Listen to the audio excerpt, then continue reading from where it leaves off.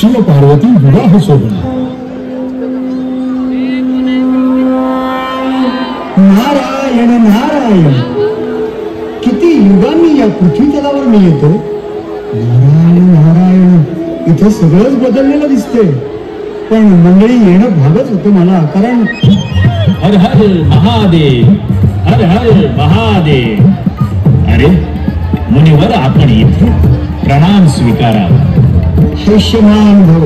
नंदी, तू आणि इथे पृथ्वी तलावर? माझ्या प्रभूंच्या आणि मातेच्या विवाहाची गोष्ट या पृथ्वी तलावरील भक्तांना कथन करण्यासाठी आलोय. तू देखील? म्हणजे? अरे म्हणजे मी देखील त्याच कार्य हेतून इथे आलो आहे. हा निव्वळ योगायोग म्हणायचा मुनिवर्य. नक्कीच. मग चल तर आपण दोघेही मिळून शिवपार्वतीच्या विवाहाची गोष्ट सर्व भक्तांना सांगूया. चला. हर हर महादेव, हर हर महादेव. नारायण नारायण.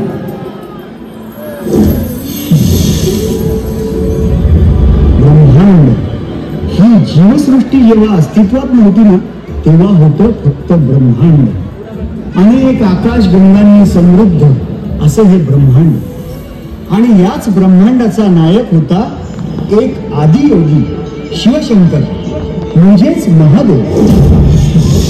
अनंत काळापासून या ब्रह्मांडाचे संचालन करत होते शिव, आणि त्यांच्यातच व्याप्त शक्ती. पुढे श्री विष्णू प्रगटले आणि त्यांच्यातून उत्पत्ती झाली ब्रह्मदेवांची. ब्रह्मदेवाने सृष्टी निर्मिली, विष्णूने तिचं पालकत्व घेतलं आणि शिवाने विनाश. पण एकदा शिवाची शक्ती शिवाला सोडून गेली आणि धीर गंभीर झालेल्या माझ्या प्रभूंचं आधार झालं त्यांचं तांडव नृत्य.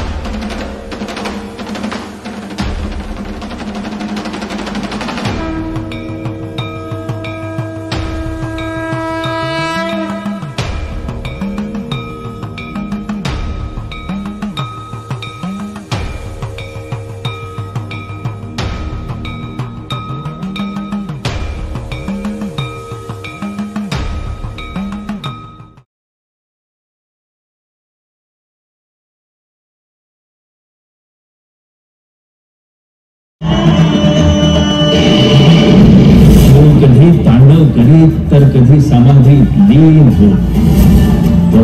पण त्यामुळे सृष्टीचे संचालन तोमाळ होऊन चिंतित झालेला ब्रह्मा आणि विष्णूने आदिशक्तीची आराधना केली. आदिशक्तीनं त्यांचं म्हणणं मान्य केलं आणि प्रजापती दक्षाच्या इच्छेनुसार त्याच्या पोटी अवतार घेतला सतीचा. सती मातेच्या आयुष्याचा एकच ध्यान महादेवांशी लग्न.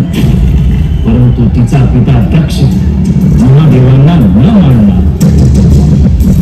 नारायण नारायण. पण सतीने हट्टाने शिवाशी विवाह केला बरं का. कैलासावर त्यांचा संसार देखील सुरू झाला.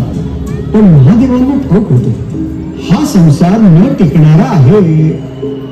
प्रजापती दक्षाने पदोपदी शिवाचा अपमान केला. सतीमध्ये आदिशक्ती जागृत झाली आणि तिने होमकुंडात स्वतःची आहुती दिली. क्रुद्ध झालेल्या शिवाने दक्षाला कठोर शासन केलं, परंतु शांत झाल्यावर त्याला पुन्हा जीवनदानही दिलं. शिव पुन्हा समाधिस्थ झाले आणि आदिशक्तीने पुन्हा जन्म घेतला. पर्वतराज हिमावत आणि राणी मैनावतीच्या पोटी पार्वतीच्या रूपात महादेवांना पुन्हा प्राप्त करण्यासाठी.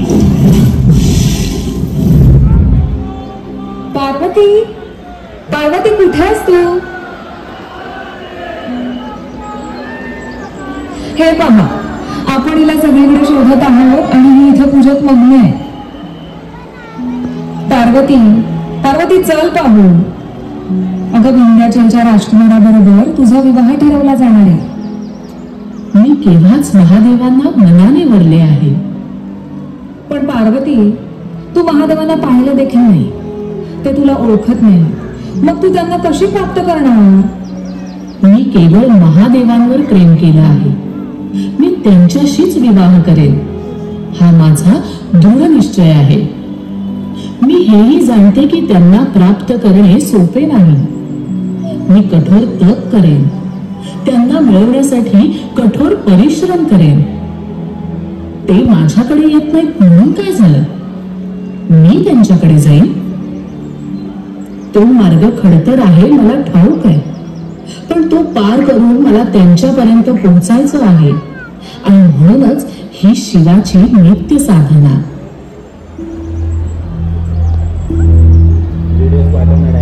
पार्वतीची आई मैनावती पार्वतीला महादेवापासून दूर ठेवण्याचा आटोकाट प्रयत्न करीत होती.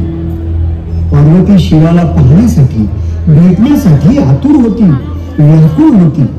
ऋषी दधीची यांनी दिलेल्या बेलाच्या दिव्य पानामुळे पार्वती मातेचा महादेवांना भेटण्याचा मार्ग सुकर झाला आणि ती पोहोचली जिथे शिव समाधीत लीन होते. एकेका पावलावर पार्वतीला तिचा पुनर्जन्म आठवत होता.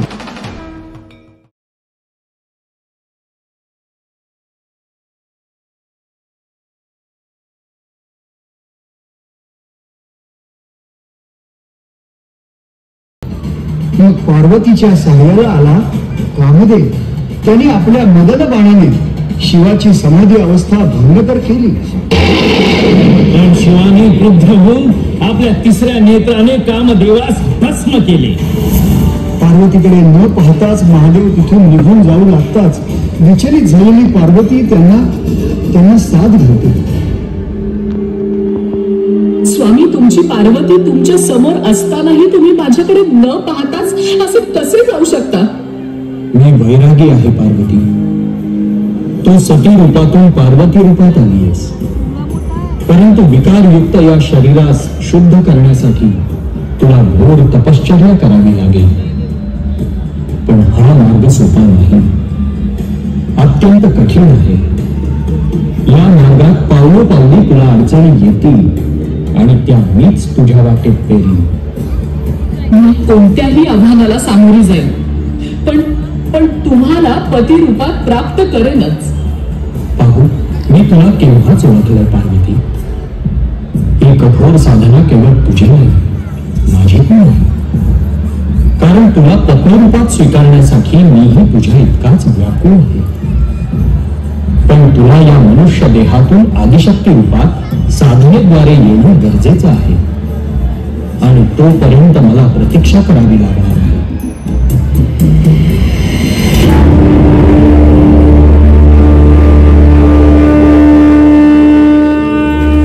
नारायण नारायण. महादेव तर निघून गेले आणि पार्वतीने साधनेला सुरुवात केली. पण इथेच महादेवांनी परीक्षेला प्रारंभ केला. पूजेसाठी पार्वती शिवलिंग तयार करायची आणि ते शिवलिंग गुप्त व्हायचं. आणि मग मातेच्या मदतीस आले तिचे बंधू श्री विष्णू नारायण. नारायण नारायण. हर हर महादेव, हर हर महादेव. महादेवा, मी तुमची पूजा करीत आहे. मला सफल होण्याचा आशीर्वाद द्या.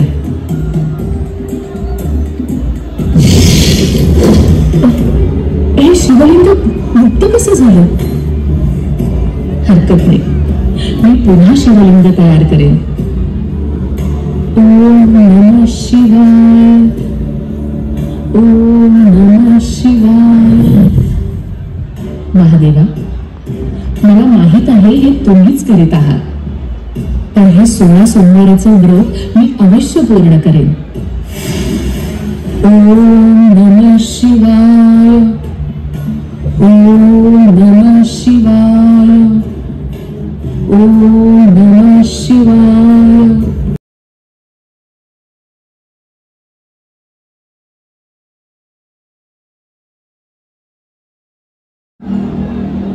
ताई, थोडे पाणी मिळेल का? हो.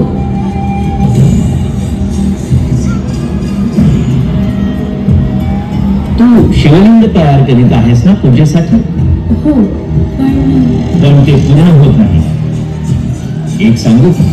मला एक वरदान आहे की मी तयार केलेलं शिवलिंग भंग होत नाही, ते पूर्णच होतं. पण ही साधना माझी आहे, त्यात तुमची मदत मी कशी घेईन? शिवलिंग तूच तयार करायचंयस ताई. मी केवळ त्यास हात लावेल म्हणजे ते पूर्ण होईल. ठीक आहे.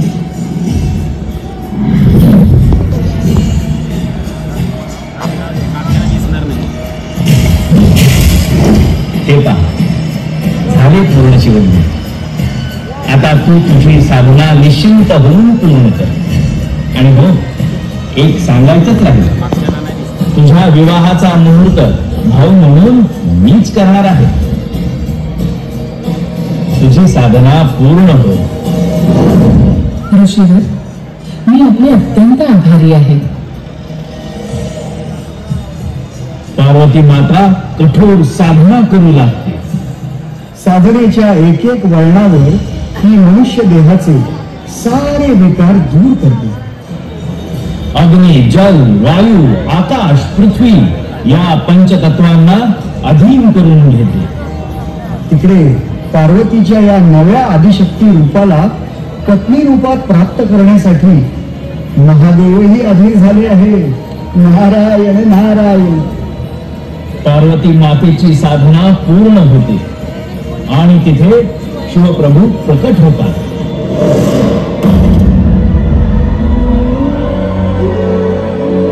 स्वामी, मला प्राप्त करण्यासाठी तू केवढी कठोर साधना केलीस पार्वती. तुला ठाऊक आहे, तुझ्या साधनेचा एक एक टप्पा तुझ्यासोबत मीही पार केला आहे. मला ठाऊक आहे महादेवा, माझ्यासोबत तुम्ही सुद्धा परीक्षा दिली आहे. पार्वती, मी या क्षणी तुझा पत्नी म्हणून स्वीकार करतो.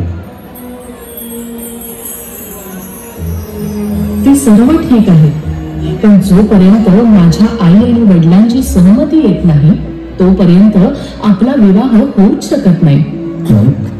मग काय, मुलाकडून विवाहाचा प्रस्ताव माझ्या घरी यायलाच हवा. असंही असतं. असंच असतं. ही रीत आहे आणि ती पाळावी लागेल. ठीक आहे, मी सप्तर्षींना पाठवतो तुझ्या वडिलांकडे.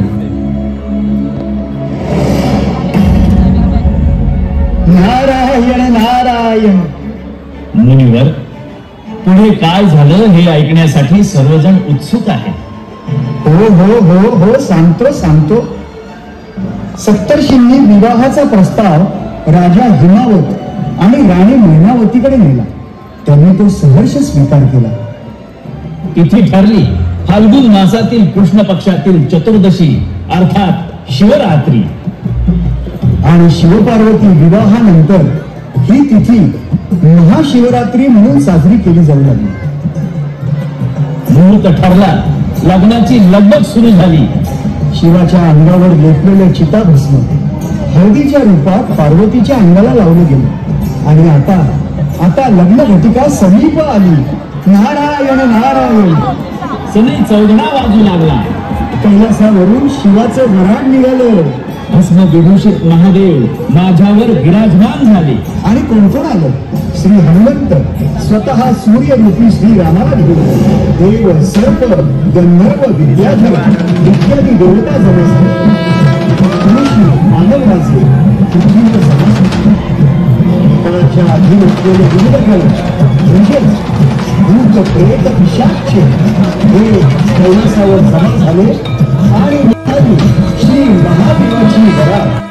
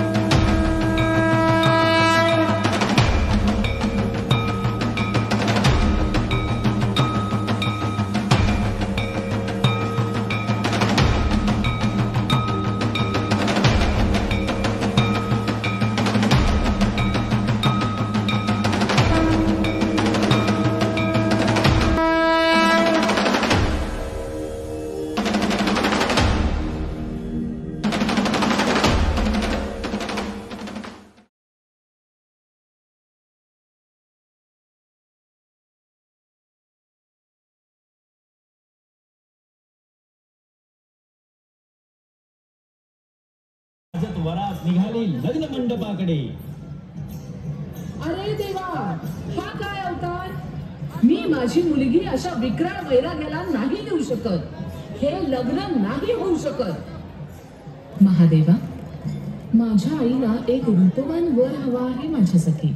पण पार्वती, मी तर असाच राहतो इथे कैलासावर आणि सर्वत्र. आणि तू देखील याच रूपावर प्रेम केलंयस ना?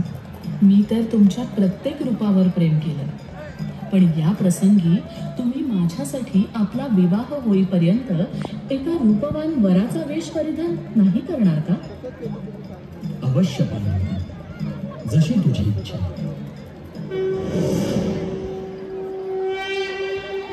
भक्तगण हो, शिव पार्वती यांचा विवाह संपन्न होत आहे. आपणही या लग्नसोहळ्यात सहभागी होऊया. चला चला चला, लग्न होती का?